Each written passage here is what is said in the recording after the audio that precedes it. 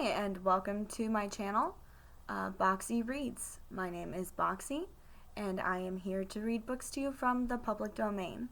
I'm going to be beginning my first video series with the complete fairy tales of the Brothers Grimm. It's a very big book.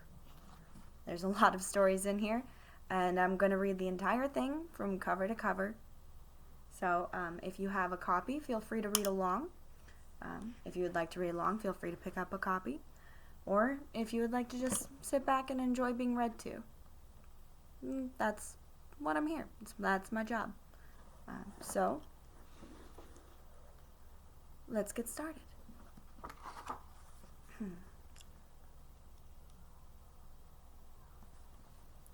The Frog King, or Iron Heinrich. In olden times, when wishing still helped, there lived a king whose daughters were all beautiful, but the youngest was so beautiful that the sun itself, which had seen so many things, was always filled with amazement each time it cast its rays upon her face. Now there was a great dark forest near the king's castle, and in this forest, beneath an old linden tree, was a well. Whenever the days were very hot, the king's daughter would go into this forest and sit down by the edge of the cool well. If she became bored, she would take her golden ball, throw it into the air, and catch it. More than anything else, she loved playing with this ball. One day it so happened that the ball did not fall back into the princess's little hand as she reached out to catch it. Instead, it bounced right by her and rolled straight into the water. The princess followed it with her eyes, but the ball disappeared, and the well was deep, so very deep that she could not see the bottom. She began to cry, and she cried louder and louder, for there was nothing that could comfort her. As she sat there grieving over her loss, a voice called out to her, "What's the matter, princess? Your tears could move even a stone to pity." She looked around to see where the voice was coming from, and saw a frog sticking its thick, ugly head out of the water. "Oh, it's you, you old water splasher," she said. "I'm crying because my golden ball has fallen into the well." "Be quiet and stop crying," the frog responded. "I'm sure I can help you, but what will you give me if I fetch your plaything?" "Whatever you like, dear frog," she said. "My clothes, my pearls and jewels, even the golden crown I'm wearing on my head." "I don't want your clothes, your pearls and jewels, or your golden crown," the frog replied. "But if you will love me and let me be your companion and playmate, and let me sit beside you at the table, eat from your little golden plate, drink out of your little cup, and sleep in your little bed, if you promise me all that, I'll dive down and retrieve your golden ball." "Oh, yes," she said, "I'll promise you anything you want if only you'll bring back the ball." However, she thought, what nonsense that stupid frog talks. He just sits in the water croaking with the rest of the frogs. How can he expect a human being to accept him as a companion?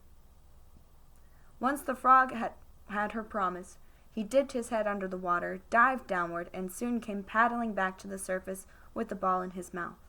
When he threw it onto the grass, the princess was so delighted to see her beautiful plaything again that she picked it up and ran off with it. "Wait, wait!" cried the frog. "Take me with you. I can't run like you." He croaked as loudly as he could, but what good did it do? She paid no attention to him.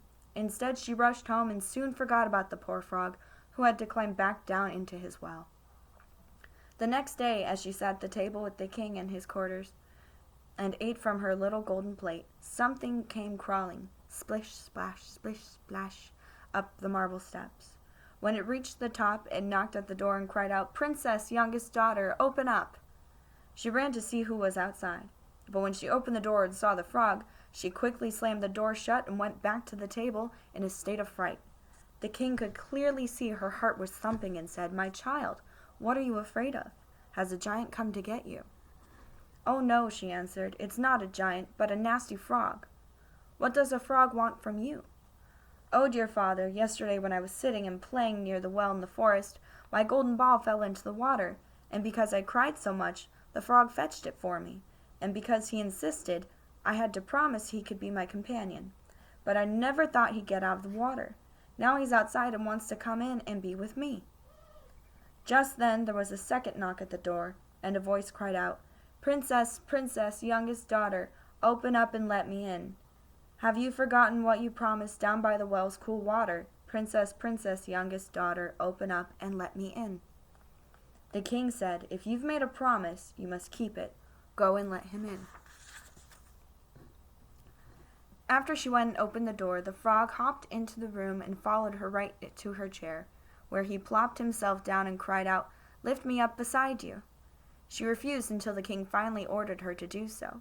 Once the frog was on the chair, he wanted to climb onto the table. And when he made it to the table, he said, "Now push your little golden plate nearer to me so we can eat together." To be sure, she did this, but it was quite clear that she did not like it. The frog enjoyed his meal, while each bite the princess took got stuck in her throat. Finally he said, "I've had enough, and now I'm tired.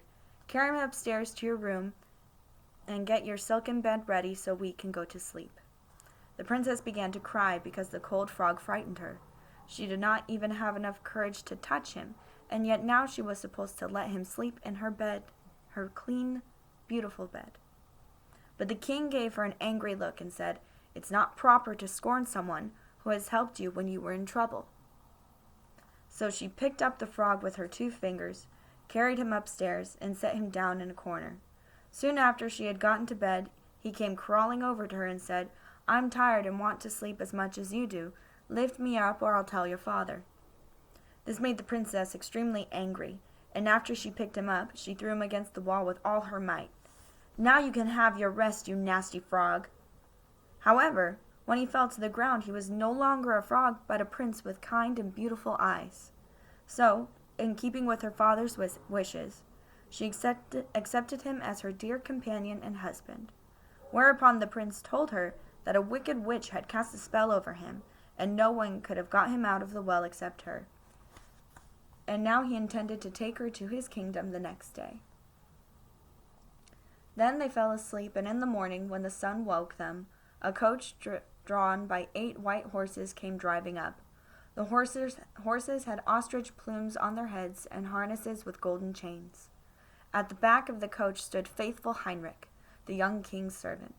He had been so distressed when he had learned his master had been turned into a frog that he had ordered 3 iron bands be wrapped around his heart to keep it from bursting from grief and sadness. But now the coach had come to bring the young king back to his kingdom, and faithful Heinrich helped the prince and princess into it, and then took his place at the back again. He was overcome by joy because his master had been saved. When they had traveled some distance, the prince heard a cracking noise behind him, as if something had broken. He turned around and cried out, "Heinrich, the coach is breaking." "No, my lord, it's really nothing but the band around my heart, for it nearly fell apart when the witch did cast her spell and made you live as a frog in a well." The cracking noise was heard 2 more times along the way, and the prince thought each time that the coach was breaking, but the noise was only the sound of the band snapping from faithful Heinrich's heart, for he knew his master was safe and happy.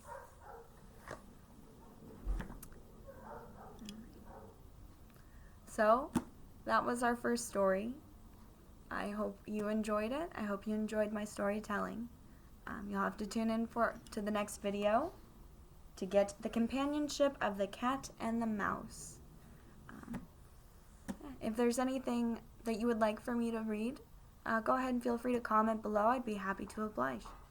Until next time, sleep tight.